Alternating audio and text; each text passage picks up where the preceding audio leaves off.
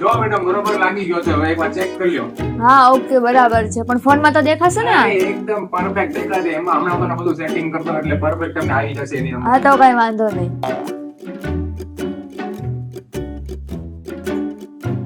હવે મેડમ તમારે ખાલી એપ્લિકેશન ડાઉનલોડ કરવાની છે. હું તમને હમણાં કરતો ને, તમારે જ્યારે ને જ્યાંથી જોવું હોય ને તમને બધું દેખાશે. હા તો મને જલ્દીથી ડાઉનલોડ કરી દે.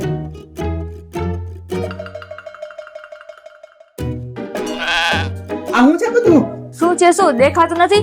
આડા જવાબ દેવાનું હું કે તમારા ખાનદાનમાં રિવાજ છે? હારી વાત છે, શું કરી લેશો? અરે બાપા, ખાલી હું એમ કહું છું કે હું કામ ન ખાવે જો આપણે હું જરૂર છે આટલા ખોટા ખર્ચા કરવાની.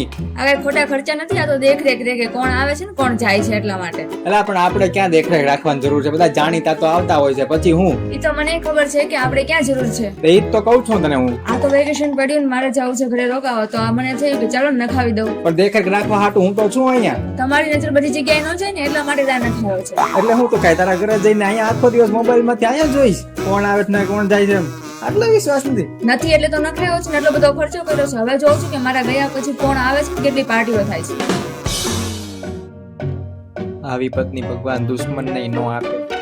લે હાલે, આ તો બધી બાજુ ફરે છે. આય આની જેવો નીકળ્યો, બધે નજર રાખે છે. હવે ખુશી ભાભીને કઈ રીતે બોલાવીશ ને કઈ રીતે બધું થાય, બધો પ્લાન ફ્લોપ થયો.